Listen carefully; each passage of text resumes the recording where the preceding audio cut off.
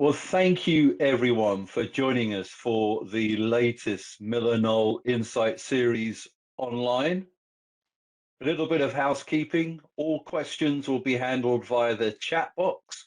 So do use the chat box to send those to us and I'll field them to Jennifer at the end. Jennifer is a published author, a speaker, director of change leadership, worked with almost 40 different organizations across multiple industries.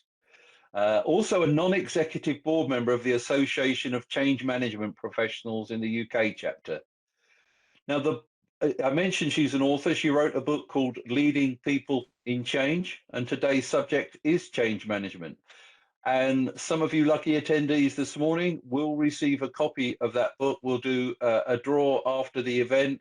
We've got a session this morning and one this afternoon, and I will be posting some copies of those books out to lucky winners. So thank you everyone for joining us for this morning's session. Looking forward to some great insights about change management in this world, which is constantly changing. Jennifer, thank you very much for joining us. Over to you. Thank you very much, Mark. Good morning, good afternoon, and good evening, everyone. Silence is loud in leading change. Have you ever asked someone a question and they have not responded? Not because they didn't hear you or didn't see your question.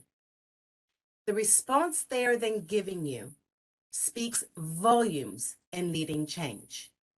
If it's one thing I've learned working with nearly 40 different organizations over the past 20 years, it's that change is about people, not rocket science. Now, that's a bit of a double-edged sword, because it's not to say that change is simple. It's just that sometimes we make it a little bit more complicated than it really needs to be. It's also not to say that people are simple, because A plus B does not necessarily equal C when it comes to people, like it does in rocket science. Many times, or typically rather, businesses focus on the tasks of change, the communication plans, the training plans, the project plans, the things that need to get done. They many times feel if they build it, they will come. Now, that might have been the case when times were a bit more reliable, when we could have a reasonable idea of probably what's coming down the line. But that's not really the case anymore, is it? It's much more like this picture, where we're going quite fast, but there's a few rocks in the way and some twists and turns, and we can't entirely see around the corner. At the same time, things are much more multifaceted and complex. And so we need to help people understand why we are changing and why we are changing now, so that they can navigate through all of these different facets and canyons and complexities that are going on in our world and are indicative at this stage. Now, when I was working for an infrastructure organization, I was brought on to help with the digital transformation program. It was a big global project that was going on. But at the time, the project had actually been happening for 9 months. And when I came on board, it just happened to be that strategy week when they talked about what they've done, what's gone well, what's not gone well, that kind of thing.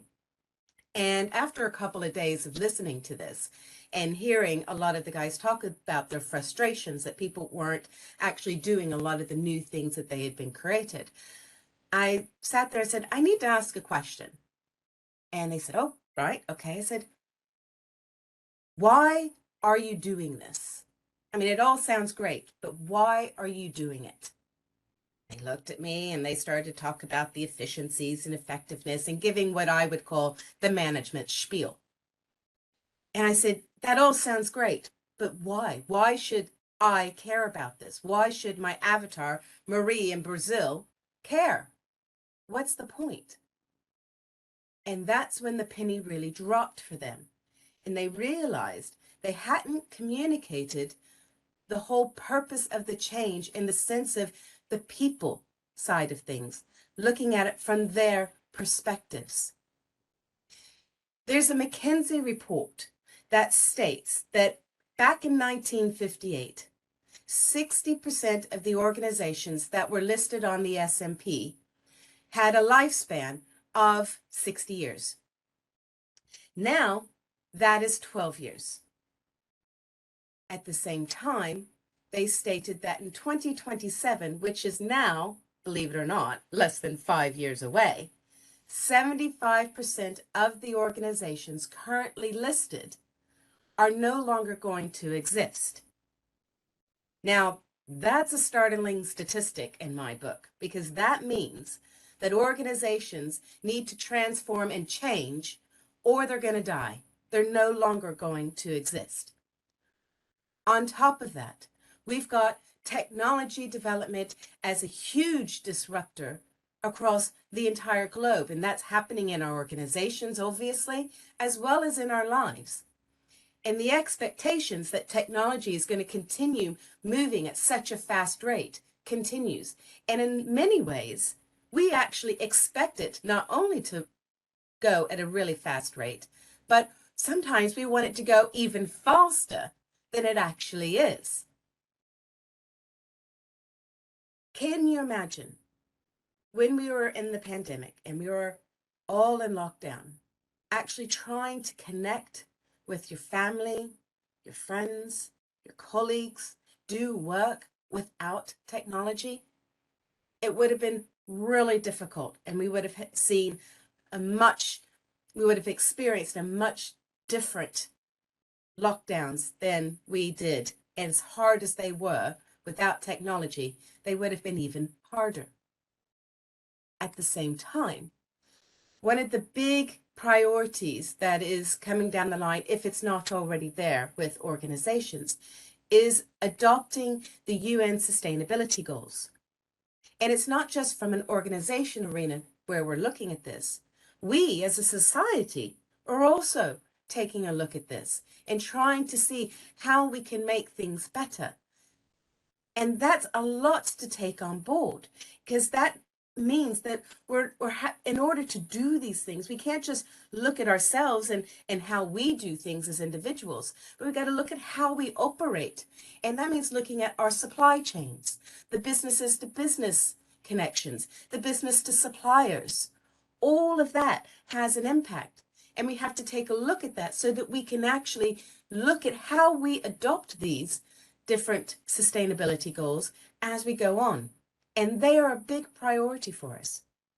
Now, it might have been that back in the industrial age, that leaders were expected to tell people what to do and how to do it.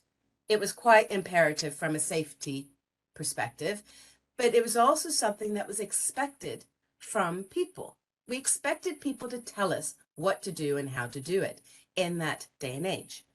But now we're in the digital and information age, and our expectations are very different. And how we actually want to be interacting with people is very different. At the same time, we are actually starting to take a look at, from the pandemic, start to take a look at how we want things. Our expectations in the workplace and in life. We're starting to think about, where do I want to work? How do I want to work? Where do I want to live? How do I want to live? All of these have an impact and are having a huge disruption in the organizations in which we work with at the moment, as well as our lives at the moment. And as a result, there's the great resignation that's going on. So we are actually taking a look and making these decisions and trying to understand what exactly is going on here. And that's just the tip of the iceberg. As leaders and managers, as a result, leading change can feel quite tricky, and particularly faced with the degree of this uncertainty that's very indicative of our world at the moment. On top of that, leading people so that they are confident and feel supported through all of this change can feel really quite daunting. And as a result, in my experience, many leaders feel that people don't actually like change. But I disagree, because we are dealing with change all the time. Suddenly, one of our children gets sick and we have to change our schedule for the whole day. Suddenly, there's an accident on the road and we have to change our route. Or there's a train strike and we have to refigure how we're going to work that particular day. We deal with change on a daily basis. So I don't think it's change that we don't like. It's that we don't like being changed. I was working for a government department, and this is going back a few years. And we were about to move into a new building. The building we were in was gross. It was dark, it was dirty, it was old, it was really quite disgusting. And we were moving into this bright, shiny, there's lots of lights and windows and new equipment and new furniture, and with cafes and canteens, and really fabulous building. And as we were packing up our stuff, it was 2 weeks before we're going to move, and we started packing up our things, and we were asking questions, where do we label our stuff to get to? And it was then that we found out that we were no longer going to have allocated desks. And we thought, how is that going to work? That's impossible. Because at the time, none of us had laptops. We all had desktops. So how can we have allocated desks and desktops at the same time? And did you know that even though we ended up moving into this really gorgeous new space, for 3 years, people were still complaining about it? So that gives you an idea of what happens when people feel that change is done to them. When we are taking a look at building sustainable change, because we want to see how we can make it last, make it sustainable, make it endurable. So how do we do that? How do we create sustainable change? Well, it's very much around the different levels of activity and engagement. So if we have very low activity and low engagement, then it's very much like this single candle here. We have something going on, but as soon as that light goes out, it's gone, because there's been no activity around it and nobody's engaged, nobody's participating. At the same time, if we have high activity and low engagement, then again, it's like all of these different lights. There's lots of stuff happening, but nobody's engaged. Nobody's doing anything with it. And as a result, as each light goes out, it's just gone. If we, on the other hand, have high engagement, but low activity, then we've got people really motivated and really wanting to go and do stuff. They're engaged. They want to get going, and they want to start doing things, but there's nothing for them to do. And that's when you start to end up in a sense that people are in a frenzy in the workplace, and people start to get disillusioned if there isn't anything going on, and feeling the organization isn't walking the talk, because you've got this high motivation, but nothing for them to actually put their energies in. So to create a sustainable change, we need high activity and high engagement. That way, we've got lots going on, but everybody is actually involved in it. And they are all going down this single path and making things happen, creating that change, doing it together. Because a lot of people have heard that analogy that change is a story or a journey. But the two questions that I ask is, what story do you want to share, and how do you want to travel? And I use the word share very specifically because change is not a one-man band activity. At the same time, how do you want to travel? Do you want to be the leader that has got everyone along with them and you're all going down the road together?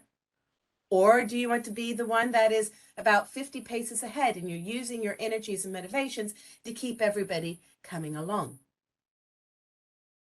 Really key to ask yourself those questions. And when we are looking at leading change, there are 3 factors that really help us build the resilience and that people-centric change. Firstly, we need to actually have visioning. Now, with visioning, it's not about visioning things for the here and now. It's about visioning things in the future, at least 10 years or more down the road, because that enables us to be future fit. And when we think about what it is that we want, what kind of organization do we want to be? How do we want to be thought of? How do we want people to think about us and feel about us? And when we're thinking of that, it's not just the people within our organization, because that does need to be taken into account, but also the people outside the organization, our customers, our clients, the industry. That is something we need to actually think about where we want to be. Yes? So when we take a look at that, we then need to build the short, medium, and long-term goals to help us get there. How do we do that? My professional opinion is that you work backwards. You have your vision of, let's just say, 10 years' time. You know what you want. You know what you want to be and how you want to be it. So what you need to then take a look at is right before you're going to achieve that vision, what needs to happen? If you look at that from the 7 to 9 years, that becomes then your long-term goals. And you ask yourself, what is it that needs to happen right before we're able to achieve that vision? And those become your long-term goals. Then you take the next step down and say, right, what needs to happen right before those long-term goals are achievable or before we need to start working on them? That's your 4 to 6 years in your medium-term goals. So what is it we need to do here right before we can start working on these long-term goals? Then you go to the next stage and say, right, what is it that we need to do in the 1 to 3 years, the short term, right before we start those medium-term goals? And then you can ask yourself the question, what is it I need to do today, right now, so that we can get started on this journey?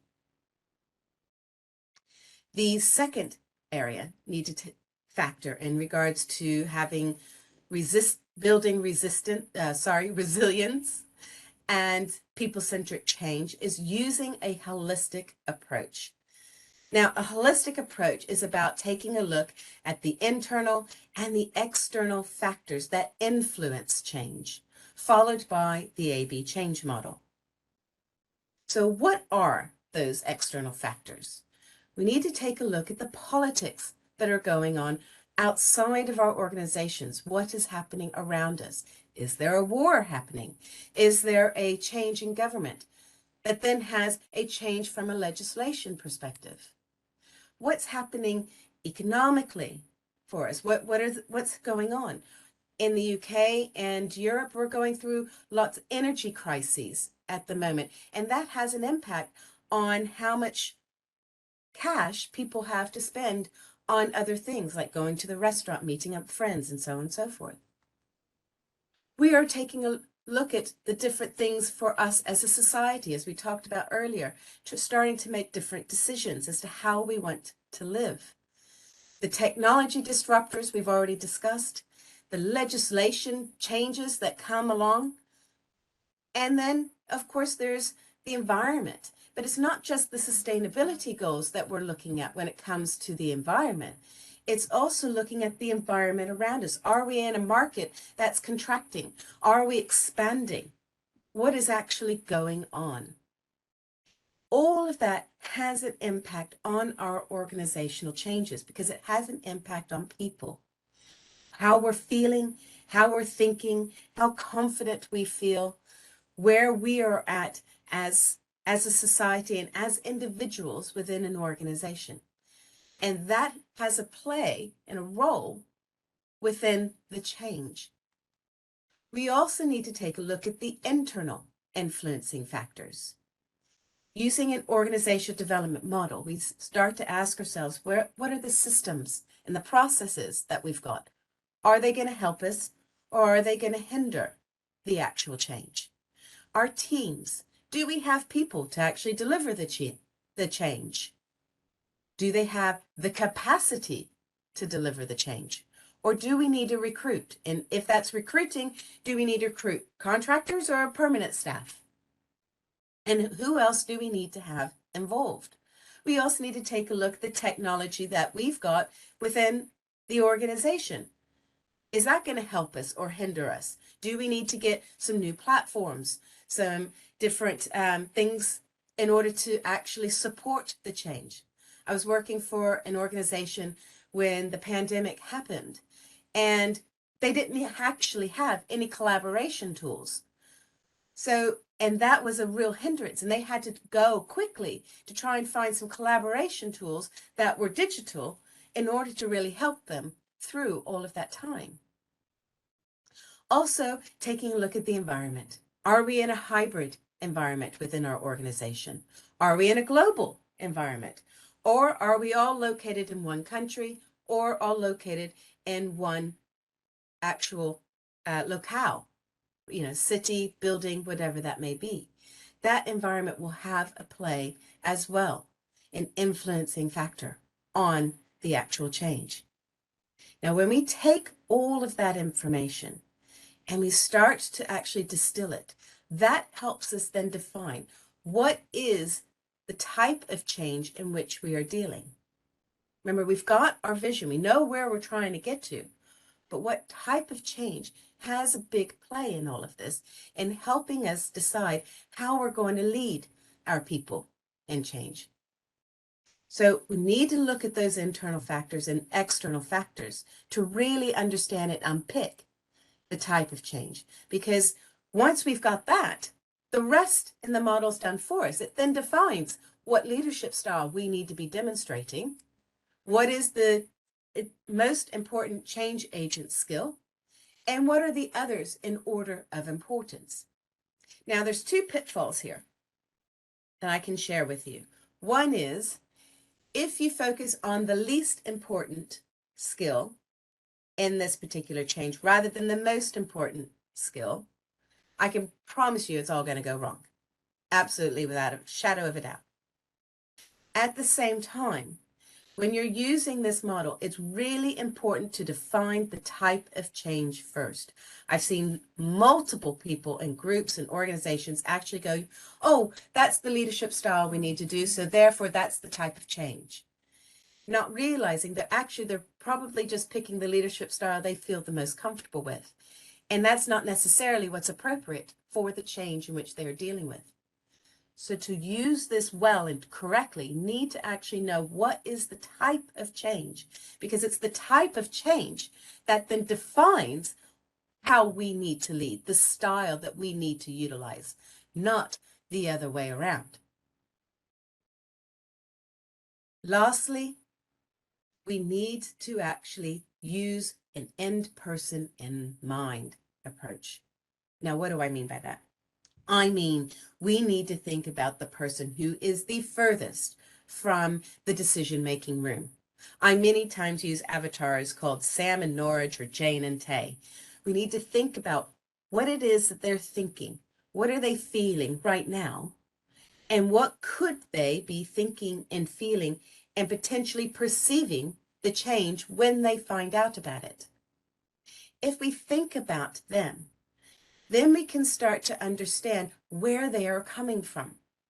And if we get their initial moment when they discover, learn, find out about the change positive, then that means there's a high probability that everyone in between will have a positive initial moment with the change, which is one of the first hurdles in delivering people-centric change.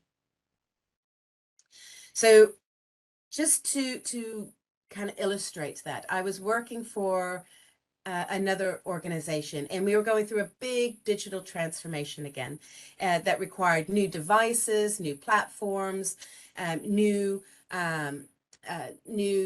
software, the whole 9 yards. And we were told by the client that there was quite a lot of fear of technology within the workforce. So as a result, all the plans and approaches and the way the change is being delivered and designed was all built around that fear of technology. But then when it came to the pilot, they decided we're going to test this out to some friendlies within the organization. And they went to do the session and to share the new devices, and it didn't go well. It really didn't go well at all. Completely not to plan by any stretch of the imagination. And people were quite perplexed by this. And so I asked, could I come and observe one of the sessions? So I went to observe one of the sessions. And what I saw in those sessions is not a fear of technology. I saw phobia of technology, which is a whole different kettle of fish.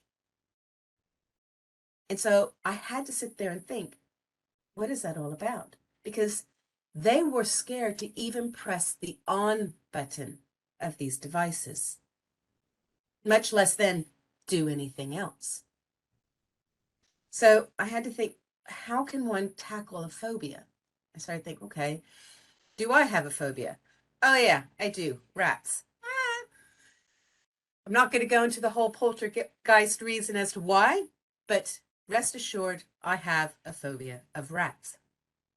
Now, in the client's office, it was a really modern, beautiful building where all the meeting rooms were glassed in, and the breakout rooms and quiet rooms and everything were all in glass. And where I typically sat with the team was down at one end of the building, and it was right in front of one of the big meeting rooms that was all glassed in. And I started to think, okay, if there was a rat in that meeting room, there is no way I would be on that floor, much less down there sitting with the team that I normally sit with. And so then I thought, okay, what would it take for me to eventually get back to sitting with the team? I thought, well, long story short, a heck of a lot of time. But on top of that, it was okay. If eventually I might over several weeks start to maybe go on the floor, but be on the complete other side, and then slowly, very slowly, might creep along to the original spot.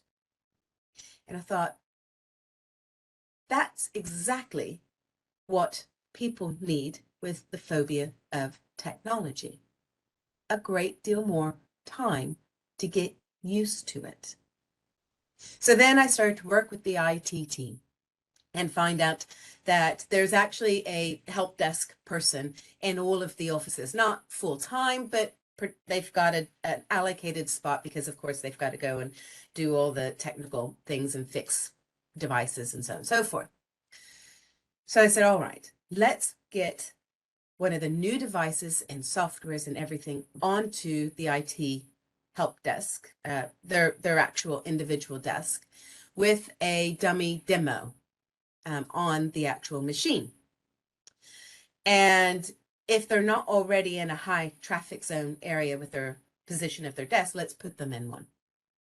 And that way, every time people went out to get their cups of tea or their lunch or whatever it was, they would pass by this desk. And if they had a phobia of technology, they might at first see it and go, "Ooh, gosh, what's that? I'm just going to go over here." But eventually, curiosity would start to win out, and they'd go, "Hey, Joe, what's that on your desk?" And they'll say, "Oh, it's the new devices and computers. Do you want to see it?" "No, Nope, I don't. I gotta go. I've got a meeting. Yeah, thanks. That's all I wanted to know.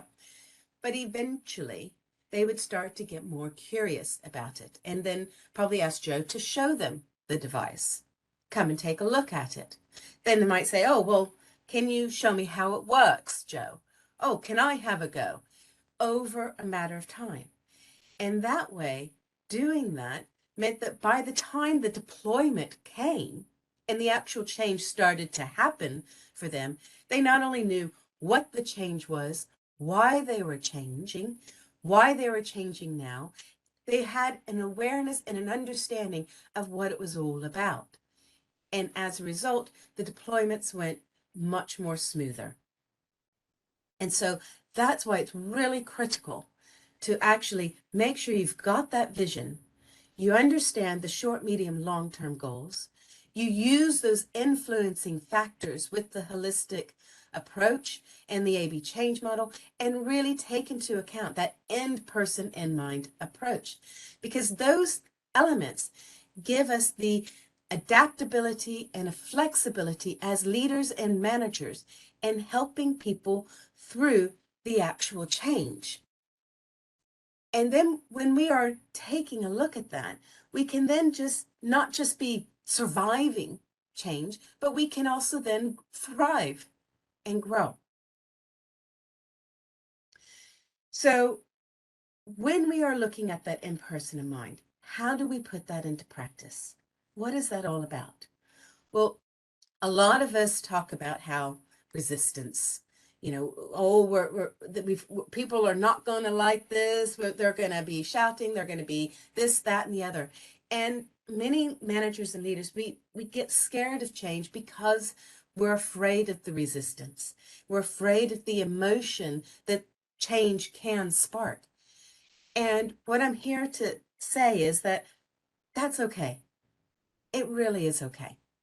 Resistance and emotion is going to happen. It's human. It's fine. It's natural. What we need to do is we need to understand where it's coming from. So that in-person and mind approach, understanding what people are thinking and feeling now, much less what they may think and feel about the change, really has a big impact in us being able to understand what they might then, as a result, how they might resist and how they might be feeling about it, and hence what emotions they express. And if we can put those into our plans, then that starts to help us actually just manage that through, which is what we have to do with resistance, because it's going to happen. It's fine. Even with positive change. If I was to say at the end of this call, everybody's going to receive £1,000, everybody go, no, we're not, because we're not. But, that's our first initial reaction, which is resistance. So we don't need to worry about it. We just need to understand where it's coming from, what it might be, so that we can plan for it. Next thing we need to do is remember earlier how we talked about change is not a one-man band activity? We need to create the change networks to really help filter the change, because we can't do it all. Change network also includes several different areas. First of all, we need to have an active, invisible executive sponsor.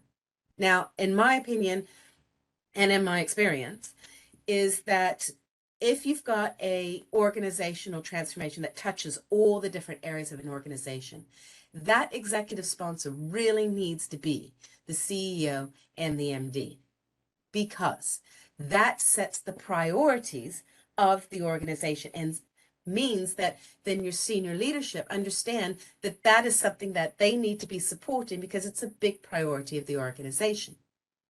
Whereas if it's the IT director or the HR director or whoever might be from that senior leadership team sponsoring the change, the challenge is then they're going to their colleagues and effectively asking for a favor to help support them in this. And in that instance, it may be that they've got bigger priorities as far as they are concerned.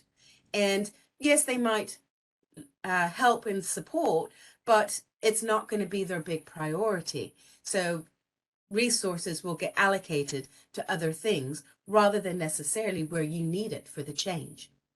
Whereas if you've got the executive sponsorship at the top, that means everybody has to use as a priority supporting that change and give the resources that are needed to actually enable that change. Then the next tier down is your leadership coalition, and that's your senior leadership teams. And they need to be active and visible as well, because they're going to need to disseminate all the messages, the strategic messages of the change. And they will also need to make sure you've got the resources and so forth. And then there's a change champions or agents or superstars or whatever it is you want to call them. And those individuals are people who are embedded in the actual teams across the organization.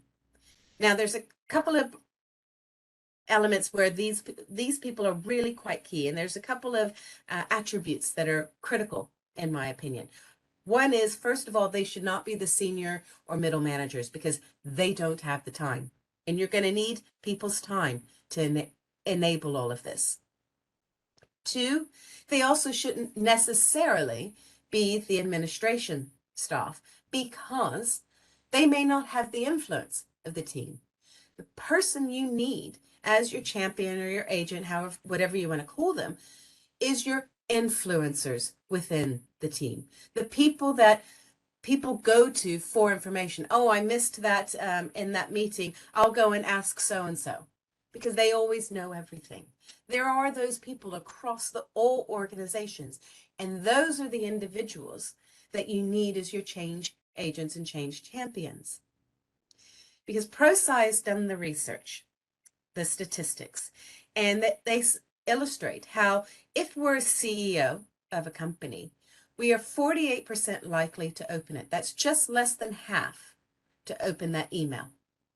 Whereas if it comes from someone like little me, change manager, HR manager, whatever, we're 1 to 2% likely to open it.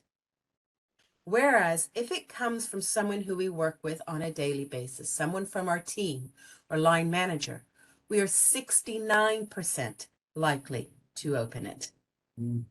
And that's why it's really important that the actual change agents and change champions are embedded or are influencers in our teams, so that we can have that influence and that support within and across the whole organization.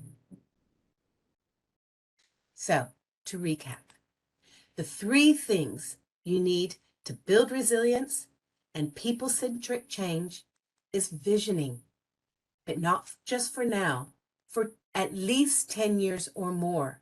Taking a look at what it is that you want. How do you want it? How do you want people to feel? What do you want them to feel? And think. Your internal staff, how do you want them to feel and think about the company they work with and work for? How do you want your clients and customers, the industry, to think about you? It's really critical elements in regards to really understanding what it is that you need to get to, where you need to go as an organization. 2, utilizing that holistic approach, really unpicking those internal and external factors, and then putting that into place so we know what kind of change we are dealing with. And then as a result, we will be able to understand how we need to lead our people through the change. And lastly, taking that end person in mind approach, that person that's the furthest from the decision-making room. How are they thinking? How are they feeling? And how might they think and feel and perceive the change? Taking all of that into play will give us the flexibility and the adaptability, and will really help us understand and deal with the uncertainty and the complexities that are going to happen and are happening in our worlds and in our organizations. And that helps us build that resilience. Because, as we said earlier, change is about people, not rocket science. So, and to put it in the final words, Vivian Green, life isn't about waiting for the storms to pass. It's about learning to dance in the rain. And I love this quote because I think it really depicts what it is to be resilient. It isn't about waiting for everything just to go by us. It's about navigating ourselves through it, helping our people navigate through the rain. So thank you very much. It's been really fantastic talking to you guys and sharing all of this with you. In just a few minutes, Mark's going to give me some of your questions. If you think of your questions afterwards, you go, if you're a bit like me and go, oh, I wish I had said this or asked this, here's my contact details. Feel free to reach out to me. And also you can get my book, which goes into a lot of this and shares 24 different case studies about how the good, bad, and the ugly, about the AB change model. It's at all the major bookstores across the globe. And I've got a couple of other upcoming speaking engagements at TEDx in Scunthorpe, and also Workplace Trends Summit next month. So please reach out and I'll be happy to answer any questions. Mark, what questions do people have? Okay, I have some questions that I've put together for you. Let me just so that people know, if they haven't heard from me on Friday, they haven't won a copy of the book, so they need to order one online. So just a little bit of a practical issue. There's a couple of questions. You talked about sponsors of change, as in the leadership. Is there a final owner of the change? Is there one owner, or are there multiple owners of change in an organization? Right. I think there's multiple owners of change in regards to we all have a responsibility within that. However, when it comes to a change that that is very much across the whole organization, the ultimate owner will be the sponsor.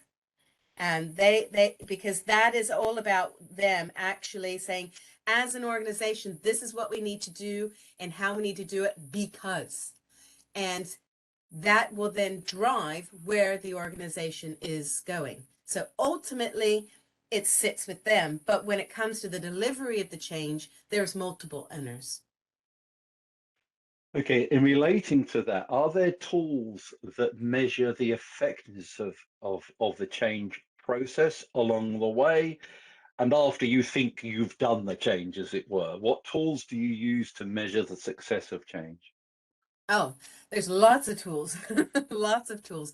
So obviously surveys are one that a lot of people use. When I use it, I use it to find out, test the temperature of where people are at, rather than some of the kind of more technical elements of the change.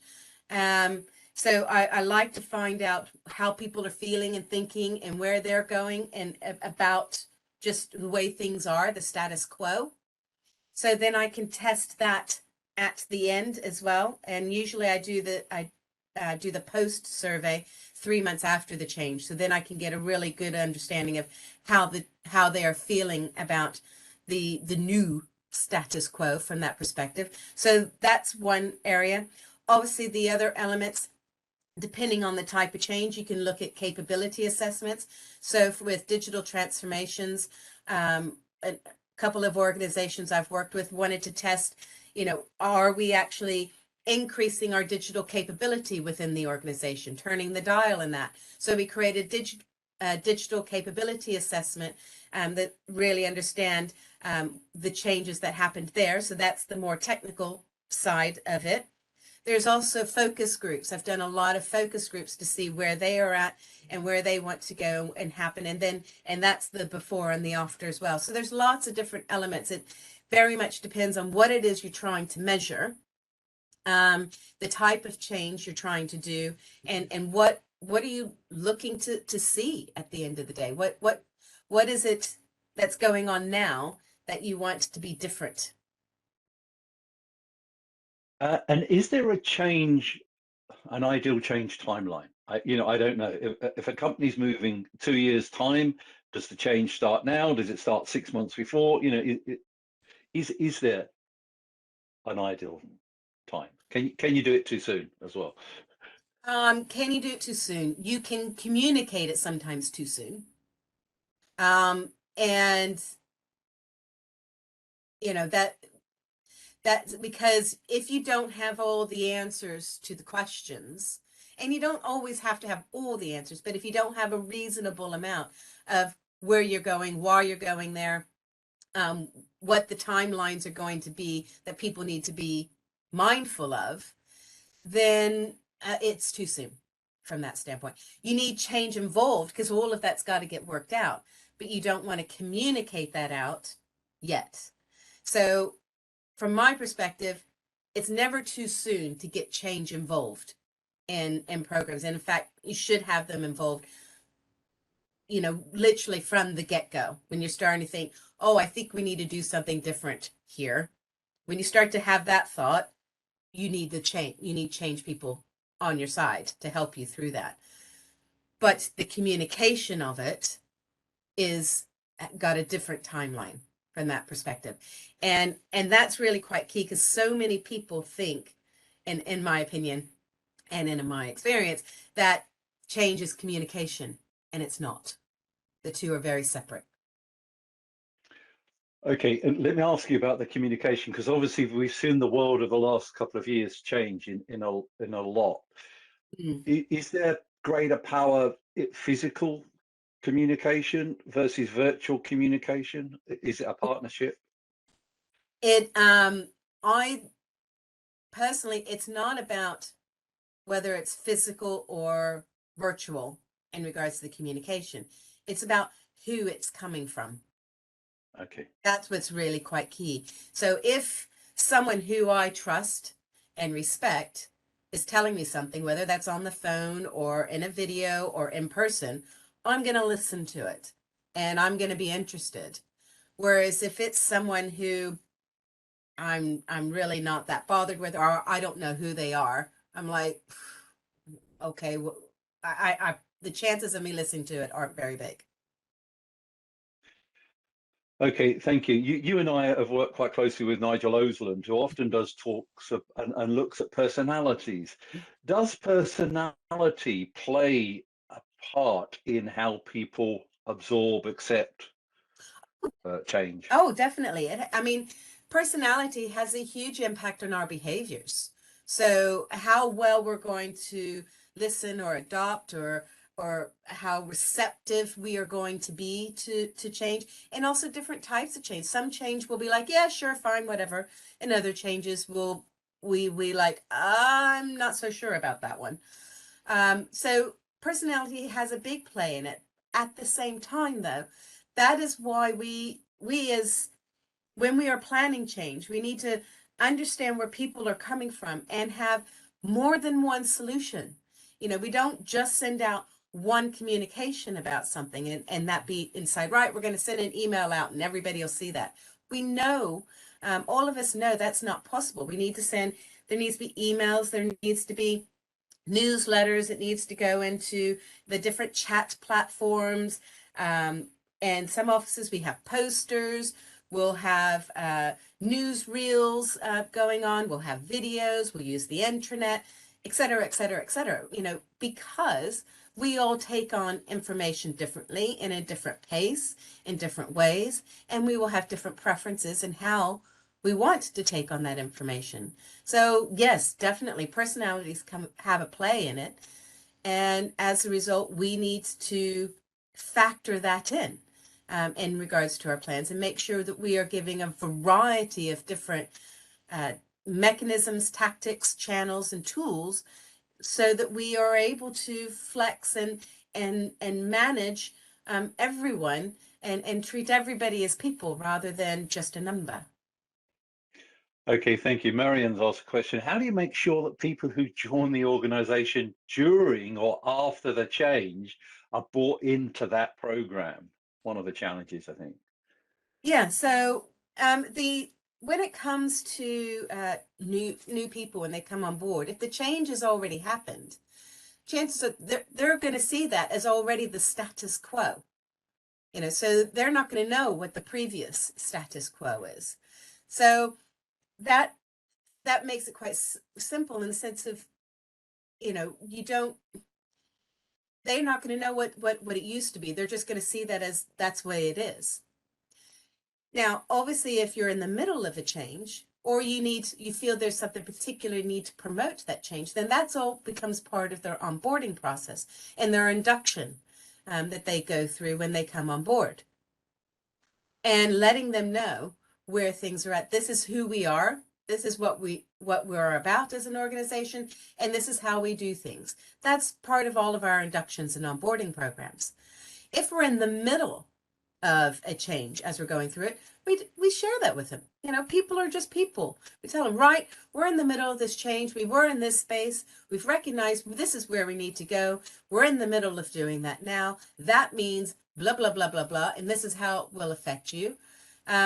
What could you do to support her? How are you going to, it's about just having that conversation and sharing that with them. Does that answer your question? Yep, that does. One final question. We talk a lot about change champions, and that's great. Mm-hmm. How do you handle a change assassin? A change How do you, assassin. yeah, how do you handle someone that is like your enemy, the person who really is your biggest problem on a change program? I've seen them. Any Yeah. advice? Yeah.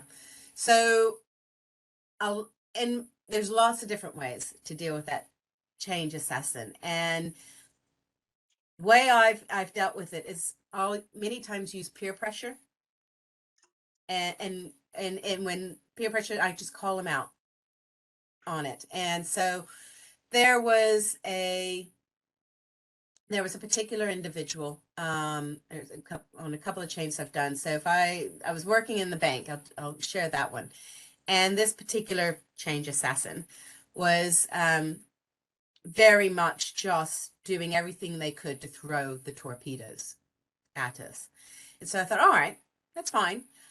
I'm going to get this individual in a room with all their peers, with their team, and let's actually hash out the issues that they've been raising. But I don't raise it as their issues. I'm not going to put them entirely on the spot there.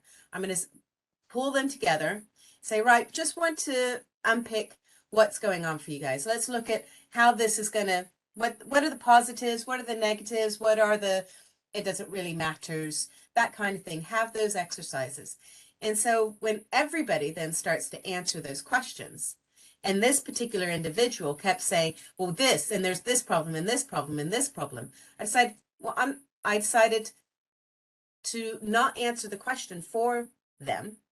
Instead, I got their peers to answer. I said, okay, I'll just use the name Mary. I said, Mary has said, this is a big problem.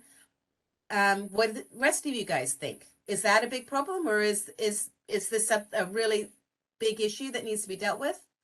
And of course, what would happen is the others in the team would say, no, actually, that's not. Or she has a point there, but not there.